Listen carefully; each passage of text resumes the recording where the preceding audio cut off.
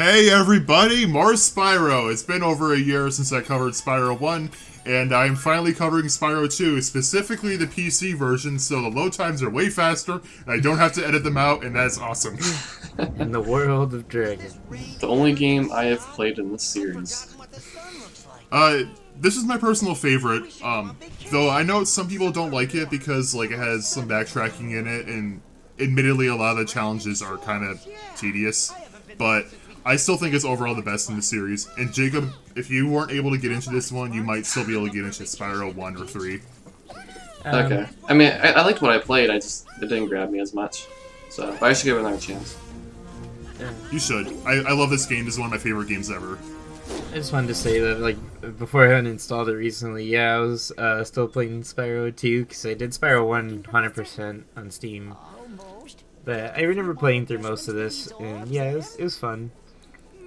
Still not, like, my favorite platformer ever, but yeah, I can understand why a lot of people like this series. Calm down, Hunter, and stop fidgeting. Okay, so for context in the story, Spyro wanted to go on vacation because he was tired after defeating Nasty Nork, so he wanted to go to the Dragon Shores.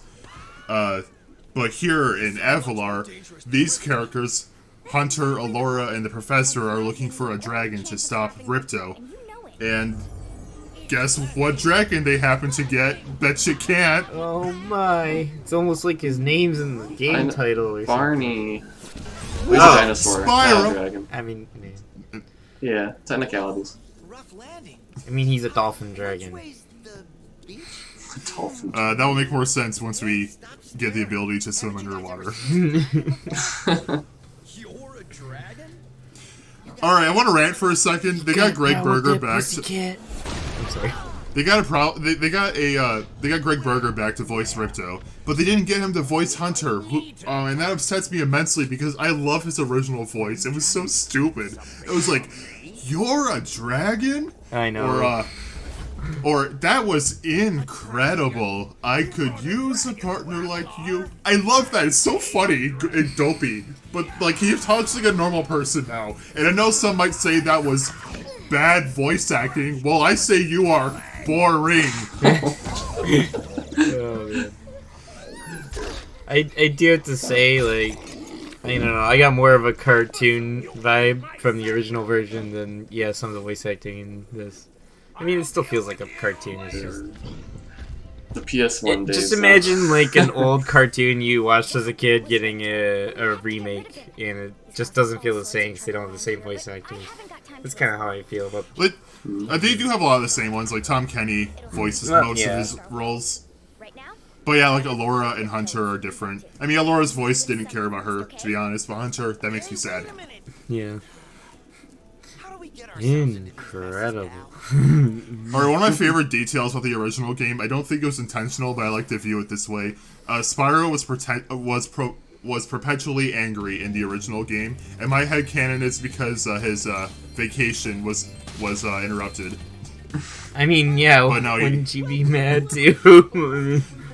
Yeah, he just wanted to relax, and now, nope, time to go to a whole new land and get, like, 15 talismans and take down an angry lizard dude. I think even in Sunshine you can see Mario's angry sometimes. He's just like, I am not having a good day.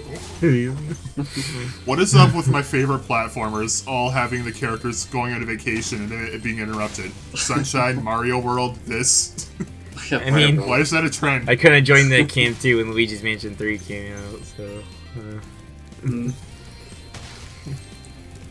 Anyway, this is the first level in the game, Glimmer, which for some reason the European version of this game, at least the PS1 original, was named after. The European name is Gateway to Glimmer, and I don't like that. Yeah, I think like, Ripto's Rage is a better name. Yeah, Ripto's Rage is way better. Like, imagine if Sonic 1 was called, like, the start, like, Sonic the Hedgehog, start of Green Hill, or something like that. Like, no, the first level should not be important enough to be in the title. Like, I know this is where, you know, the Professor makes the portal from the Dragon World to Avalar, but still, like, I don't know. Ripto's Rage is better. Anyway, so she's the tutorial character in this game. Pretty annoying because she stops your progress, and you're just, like, charging along, having fun. and then she stops you to tell you, "Hey, Spyro, you can look around with the triangle button." I know this. I've been playing this game most of my life. Stop it. You were thinking of subtitles for the classic Sonic games a second ago. I just imagined Sonic, a new hedgehog, or like Sonic Eggman Strikes Back. Some crap. Star Wars subtitles. Crash 2, use that, basically. Yeah. Anyway, so weird detail about the PC version. If you play this game in 60 frames per second, Spyro's jump is shorter. So you have to, if you want to make certain skips, you have to set it back to 30. What? The video is in 30, so you're not going to notice any difference, but yeah, there's a difference for me when I'm playing the game. It's really weird. For the most part, it's only an issue if you're a speedrunner and want to make skips like that. You're supposed to have the climbing ability, which I don't have, so I did that. But there is one part in the game where it actually does kind of break the level design that we'll see later. And I also forgot a red gem there because it was hidden in the grass. That's one thing I don't like about Reignited, how gems hide in grass in this. So I have to make that skip again later. Yeah. But yeah, you're not supposed to be able to do this until, like, after the first boss, which is about 5 levels in. Yay. That's, I mean, I guess, yeah, manipulating the frame rate to, like, bypass certain sections or get to areas you're not supposed to get to. But again, like, that still doesn't change the fact that your jump is higher at lower frame rates. That's just dumb. Again, it won't really affect you for the most part, except for one level where it is actually an issue. Again, I'll talk about that later, much later. You know, isn't this game built in Unreal? I don't. You would think it wouldn't have that problem, right? With like the frame rate being tied to the physics. SpongeBob Rehydrate has the same issue. Like, there's this whole debate in the speedrunning community if because there's certain skips you can do at like insanely high frame rates, like 200 plus FPS. But they made them against the rules because you straight up can't do those skips if you have a potato PC. Heck, I don't even know if my PC is strong enough to have a frame rate that high. Maybe, I don't know, I've never tried it. Also, Moneybags. The glorious man. Yeah, Moneybags.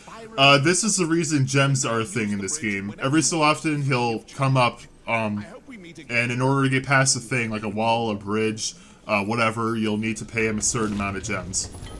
So, items actually have specific purposes in this game. In Spyro 1, it was you need X amount of gems or dragons to go to this balloon. It was a lot more arbitrary. Here, it's like, no, talismans are used to open up the next area, orbs are used to open up doors and portals, and gems are used for that. Like, they all have a specific purpose, and I like that. Anyway, I was just talking about talismans. This is where you get your first talisman. Every level in the first 2 hubs have a talisman, and they're all required. So you have to play through every level, at least in the first 2 hub worlds, in order to beat the game. Right. I'm honestly not a huge fan of that, because that means that if there's a level you don't like and you have to play it, Fracture Hills, but it's not a big deal. Especially because, like, the final hub world is a lot more open with that. Yeah, I only got to, like, the 3rd hub world. Yeah, I think that's a final one. That's the final one. Yeah. I got to, like, the 3rd season, if that makes sense. Yes, that's, again, final one. Yeah. Okay. Yeah, I don't know why I didn't finish it then. Apparently Insomniac never actually planned on having all 4 seasons represented, but there is a fan game that was being developed. I don't know what happened to it because I'll get into that in a bit. It was called Spyro Spring Savannah, and it was like this. It was supposed to be a continuation of Spyro 2, and it looked really cool. But then Activision gave a separate Spyro fan game a cease and desist, and that scared off every other fan creator. So I don't know if we're ever getting that. Yeah, it makes me sad. Yo, love the good old cease and desist. Yeah.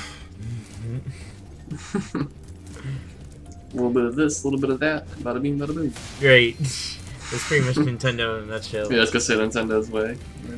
Anytime you're inspired, no! We can't have inspiration. Creativity. God, you Using must keep buying our RIP. products. I mean, kind of in their defense, I get it for like another Metroid 2 remake because they are already Yeah. remaking Metroid 2 on Okay, their own. yeah, that situation But- was just it was just really bad timing because they were Yeah. already making the remake, and yeah, he came out with it, and then yeah, they were like, yeah, we're gonna put a stop to that. But yeah, most other times I don't see it. I don't see any harm. Yeah. Thanks for helping me light the lamp, Spyro. Well, for instance, there's games like Super Smash Flash that are still up You take it and instead. running. It seems like older fan games were safe for some reason, even if they're still being updated. I don't know why. Anyway, that was a fly gate. You may have noticed whenever I kill an enemy, I steal their soul, or a little white spirit thing comes out. No, it's their Basically, the way Yeah. the way that works is if every level has one of those gates in it, and you need a certain amount of souls or whatever they're called in order to activate those gates. It's Sometimes they're a fly gate like that, other times they're like a spring gate, a supercharged gate, whatever. We'll see them as I play the game, obviously. This is a 100% playthrough, by the way. sticking with souls. Exactly. Well, I expected nothing less, Brendan. Yeah. Also, I forgot to mention this, but the original PS1 version had this really fun glitch called the double jump glitch, and you can use it to get out of bounds in this level very, very easily. You know that skip I did earlier to skip the ladder? You don't...